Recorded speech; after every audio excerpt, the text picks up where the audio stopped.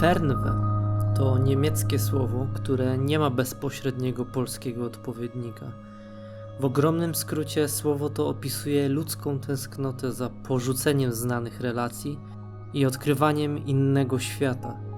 Stoi ono w dosłownym kontraście do tęsknoty za domem. Zdaje się, że ten rodzaj emocji jest nam dość dobrze znany i to on napędza nas w wyszukiwaniu kolejnych celów naszych podróży.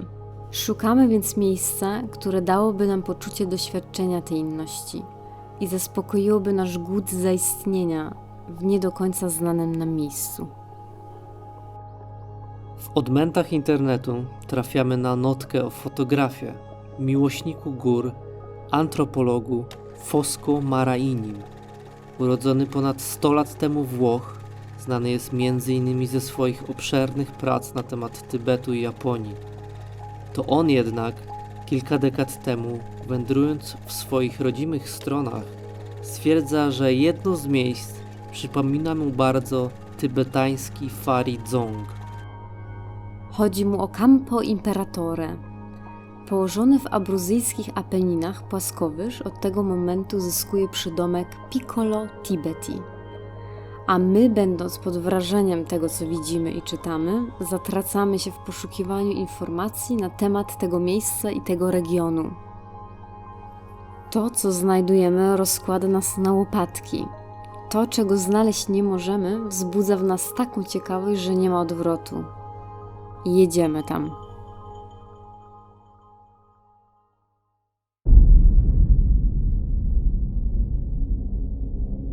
The latest on that deadly earthquake in central Italy. CBS News correspondent Alan Pizzi is in L'Aquila this morning, the epicenter of the quake. In the heavily hit center of L'Aquila, rescue crews, citizens and even nuns from a local convent joined in the effort to pull survivors from the rubble. Students fled a dormitory wrapped in blankets to seek safety in the street. Among the damaged structures was a local church. Initial estimates said at least 15,000 buildings had been damaged. W 2009 roku Włochy nawiedzają terremoto, czyli trzęsienia ziemi.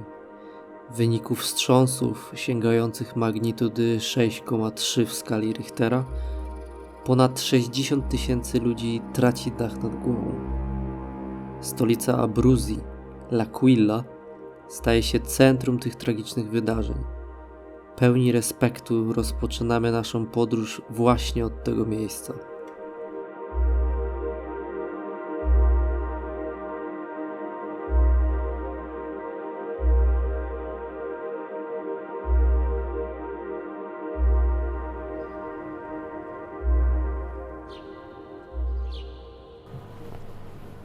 I terremoto, no come... Ja byłam w TVP1 w wiadomościach, nie? Po trzęsieniu ziemi. No i to, co powiedziałam, to troszkę tam ucięli, nie? No, bo powiedziałam prawdę, nie? Protezione civile, co tutaj jest, nie? Oni wszystko oni wiedzieli. Oni wiedzieli i był taki... come si chiamava quello di Giuliani? Paolo Giuliani. On pracował, nie? Na Gran Sasso, tam przy tych wszystkich i on przyszedł i mówił, nie? Że jeszcze przyjdzie mocniejsze, nie?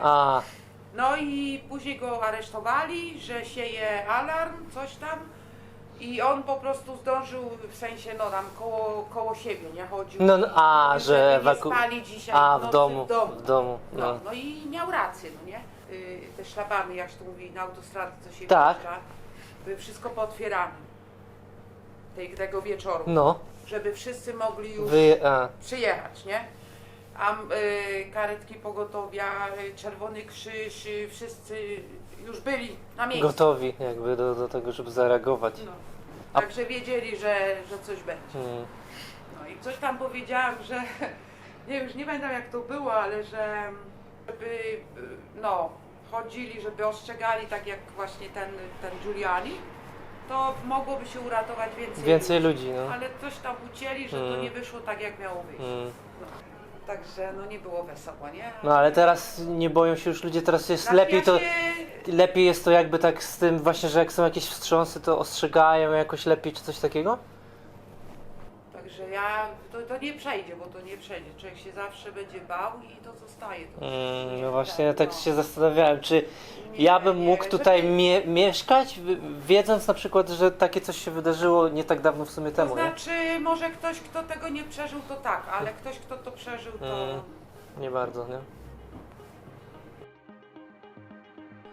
Przechadzając się ulicami L'Aquili, mamy wrażenie, że pomimo widma tragedii, która się tutaj odbyła, to miasto tętni życiem. 14 lat temu większość budynków uniwersytetu została zniszczonych przez żywioł. Dziś miasto ponownie uznawane jest za studenckie.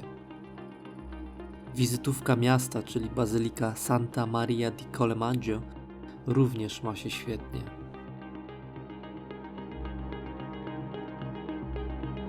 Życie towarzyskie kwitnie.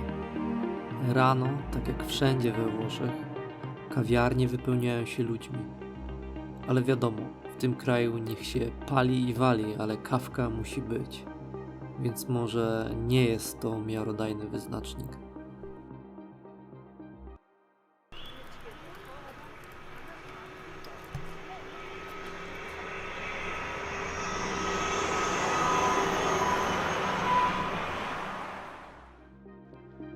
W tym otoczonym przez góry mieście ludzie zdają się adoptować do warunków, jakie funduje im to miejsce.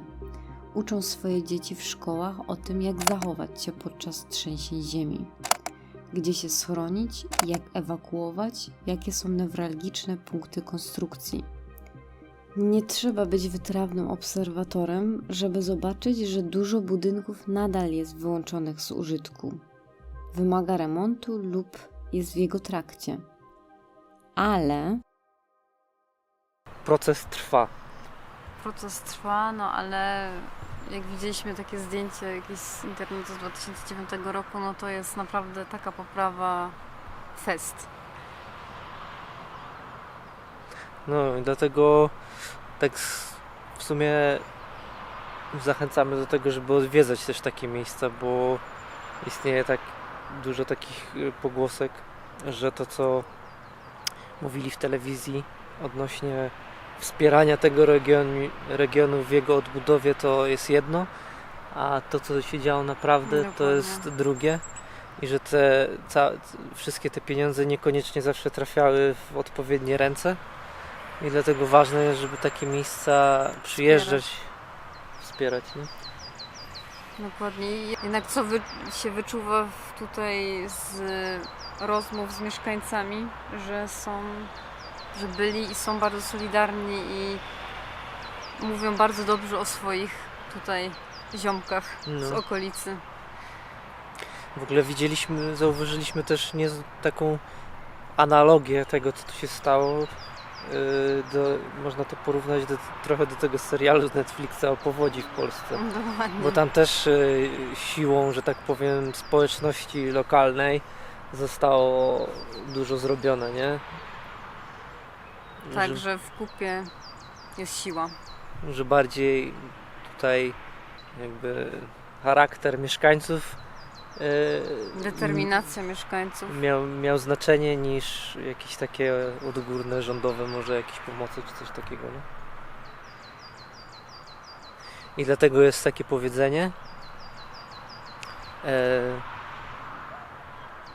tutaj popularne, powiedzmy, że w Abruzji na ludzi można liczyć zawsze, ale na ziemię niekoniecznie.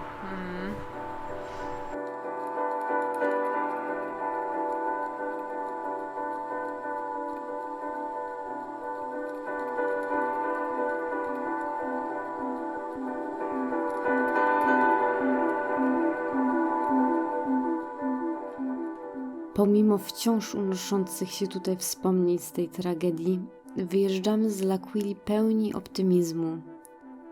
Nasze oko dostrzega, że miasto to staje na nogi, a ludzie, którzy tu mieszkają, czują się związani z tym miejscem tak silnie jak nigdy.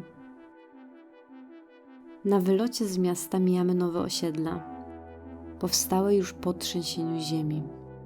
Budynki stojące na słupach, wybudowane w technologii mającej na celu niwelowanie wstrząsów, a co za tym idzie, zapewnienie bezpieczeństwa ich mieszkańców.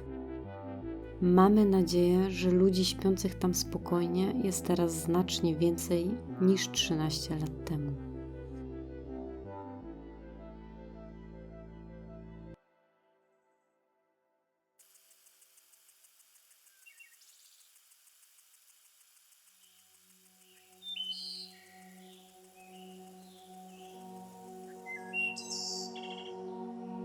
Są powody, dla których ludzie marzą o Włoszech. Dlaczego ten kraj zawsze znajduje się w czołówce miejsc, do których ludzie chcieliby się udać w podróż? Naszym zdaniem jednym z wiodących powodów jest prostota. Ogród, drzewo oliwne, bujna roślinność czy słońce. Przyjemności tutaj są bardzo proste. A jeśli zdecydujesz się odkrywać regiony takie jak Abruzja, to wówczas prościej się nie da. Wyłącz sobie telefon i już samo przebywanie w takim miejscu wprawia cię w stan jakiejś takiej głębszej świadomości, zwyczajnego relaksu. Abruzja dla przeciętnego turysty to region, można powiedzieć, anonimowy. Będąc tu na miejscu, zastanawiamy się, jak to możliwe. Przecież oni mają tu dosłownie wszystko.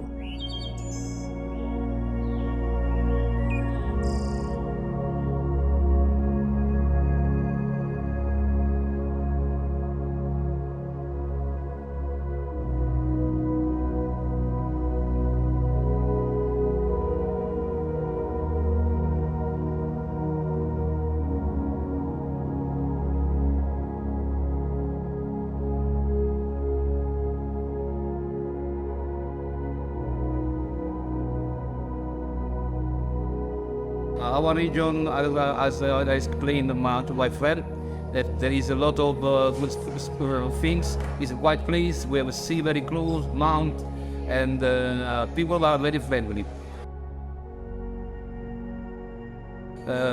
From one point of view, Abruzzo is not much people knows about Abruzzo. I think that one of the most things is because there is lack of communication. There is no marketing, that people that don't know about Abruzzo because we are not good or I don't know why to explain how nice is our place. But somehow I'm even happy about that because it won't be kept between us. But if we would like to grow up and get this region, on one good stage that people would want to know, I think that one big challenge is the transportation between the sea and the main city. Like, no, there is no much communication. It's too long. My name is Massimiliano Razio. I'm the owner of Caffè Riser in Chiediscalo. Chiediscalo is one of the cities of middle of Abruzzo. I'm 45 years old. I worked for about 20 years abroad for an American company. And when I reached my 40 years old, I feel that was the time to come back to my Abruzzo because I was feeling the distance of this region. There is a lot of money that Europe they want to give to us to spend, but people are not happy to destroy the environment, that the highway or the train or whatever. So that's many years are fighting about that. So that is one of the main challenges. But as I said before, I'm happy. Somehow I'm happy because we keep between us. But at one point in time, I will be happy even that people that are going to share with them this nice place. So basically, now I'm going to spend the rest of my pension. I will be the next 10 years, of course, in Abruzzo because it's part of my life.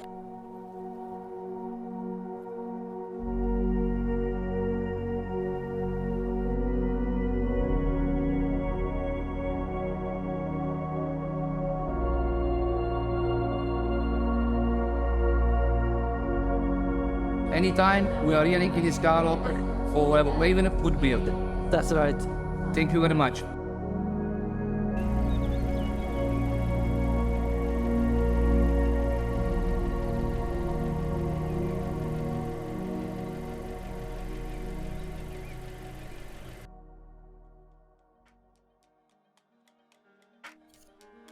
Okej, to teraz nadszedł czas na nasz autorski przepis na Abruzję.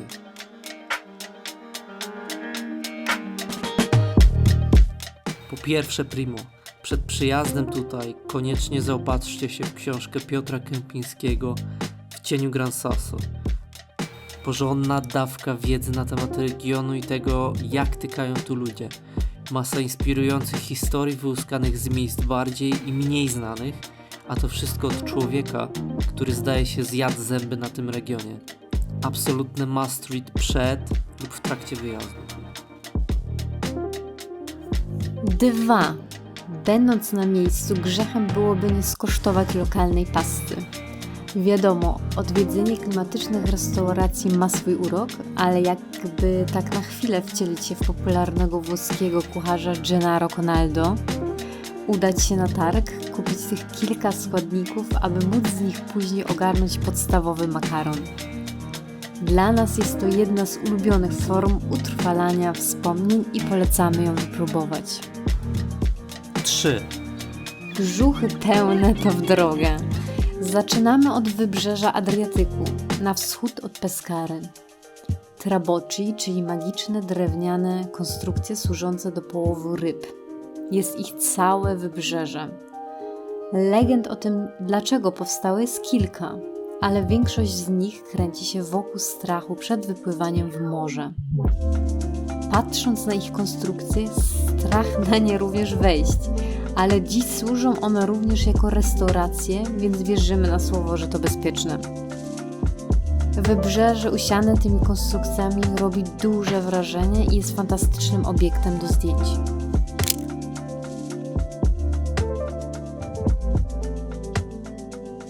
Z wybrzeża ruszamy w głąb lądu, gdzie warto wykonać swego rodzaju slalom między wieloma pięknymi miejscówkami, jakie oferuje Abruzja. Wpadnijcie do Karamenico Terme, górskiej wioski niczym z okładek Travelera.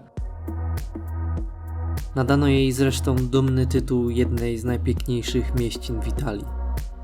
Wiadomo, tego typu tytuły pełnią zazwyczaj funkcje marketingowe, ale w tym wypadku widoki mówią same za siebie. Zalecamy odwiedzenie miejscowych kawiarni w godzinach szczytu, aby posłuchać, co w trawie piszczy i czym żyją aktualnie Abruzyjczycy. Nawet jeśli nie rozumiecie ani słowa, wasza wyobraźnia zadziała.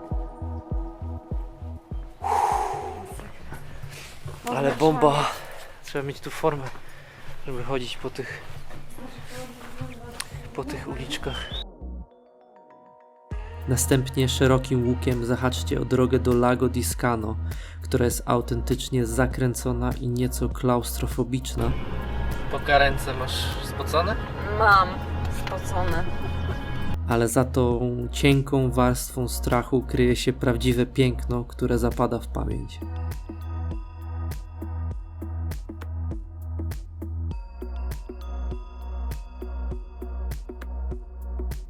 Jeśli będzie wam jeszcze mało, to udajcie się też do równie widowiskowego kanionu Gole di San Martino, ale nie popełniajcie tam tego błędu co my.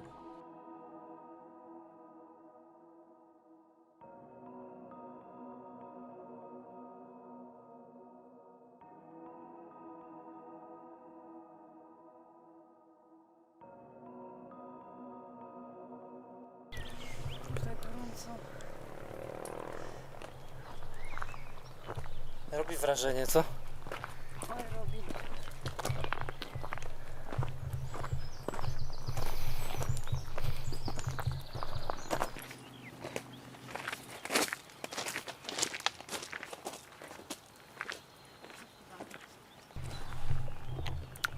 Jesteśmy w Parku Narodowym Majela. Stoimy tuż przed kanionem i niestety na tym etapie musimy Zakończyć naszą wycieczkę, bo wszędzie są ostrzeżenia, że trzeba mieć buty trekkingowe i kask. Buty trekkingowe naturalnie mamy, ale kasku niestety nie. Także nie jesteśmy wariatami. Jesteśmy ryzykantami, ale nie jesteśmy wariatami. Dokładnie. I generalnie ten kanion jest bardzo wąski, dlatego pole jakiejś ucieczki manewru jest bardzo małe, a co chwilę słychać te kamienie spadające z góry. Dlatego no widzimy to, widzimy opakowanie, ale nie będziemy mogli zobaczyć zawartości, a ten szlak prawdopodobnie kończy się jakimś tam kościołem, monastery, no kościół chyba. Tak, Kończy się jakimś tam starym monumentem, zabudowaniem. A tam aż się idzie z 6,5 godziny nawet. Także polecamy, ale należy wziąć ze sobą kaskę. I chyba raczej bez psa wtedy, bo dla psów kasków chyba raczej nie ma, co? Orion w kasku. Jak się później okazało, ten jakiś tam kościół na końcu szlaku to tak naprawdę stara świątynia, która przez niektórych nazywana jest włoską Petrą, ze względu na swoje w jakimś tam stopniu podobieństwo do monumentu z Jordanii. Ale cóż, to miejsce musiało poczekać na następny raz, bo nie chcieliśmy zakończyć wycieczki w analogicznym nagłówku prasowym.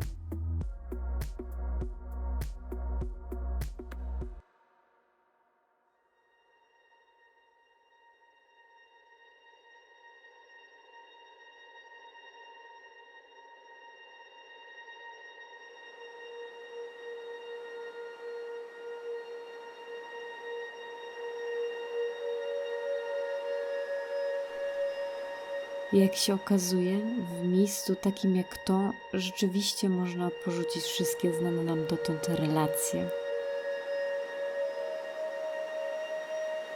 Za miejscami takimi jak to czuje się tęsknotę. I nie chodzi nam tu o jedną czy drugą malowniczą miejscowość, ale o bliżej nieokreślony spot, o całość. O tak zwany big picture Abruzji, który sprawia, że czujesz się tu po prostu dobrze. Jesteśmy kilka kilometrów jeszcze przed, tak? Przed Campo Imperatore. No i Boże Święty, jak to jest pięknie. No. Jest einfach pięknie. Taki klimacik, że głowa puchnie.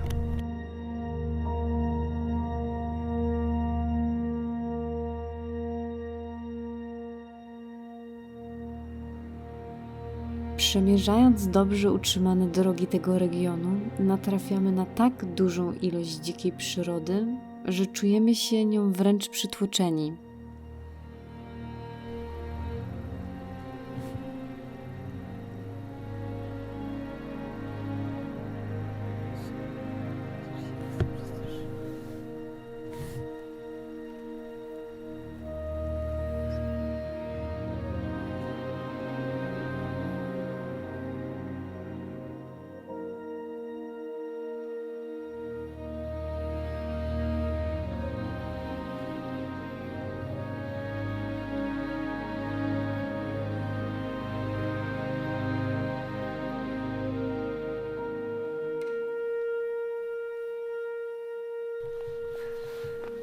No, obiektyw.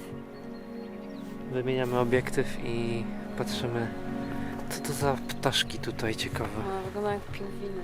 No. Pingwiny we Włoszech nad jeziorem, Na drzewie. w górach I na drzewie. i na drzewie.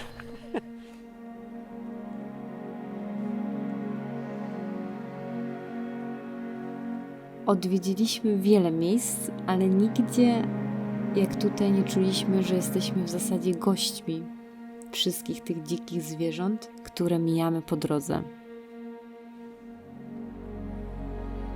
Nie tak sobie tutaj jedziemy, no i cały czas mamy te sensory, że tak powiem, wytężone i staramy się tutaj dojrzeć jeszcze jakąś dziką zwierzynę cały czas. Rozglądamy się dookoła, no bo z tego też ta Abruzja słynie, z tej dzikości. I tutaj jesteśmy u góry i zauważyliśmy jakieś ciekawe ślady na śniegu. Jesteśmy ciekawi, co to może być. Ja postaram się nagrać fajnie.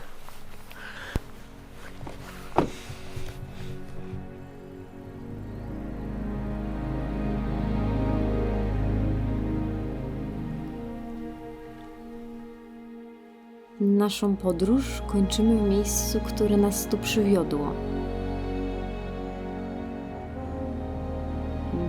miejscu, które zdaje się być wyrwane z innej rzeczywistości.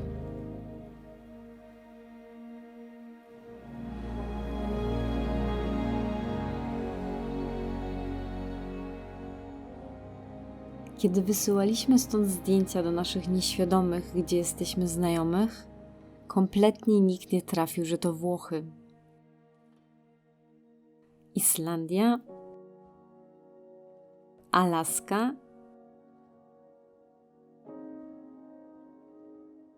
i już wiemy, dlaczego wspomniany wcześniej Fosco Maraini porównał to miejsce do Tybetu.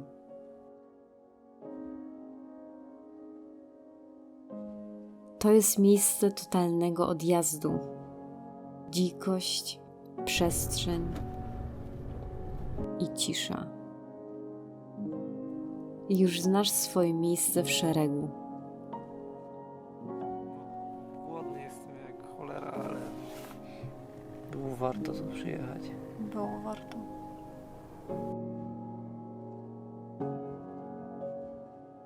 Co za lokalizacja do tego, żeby skalibrować myśli.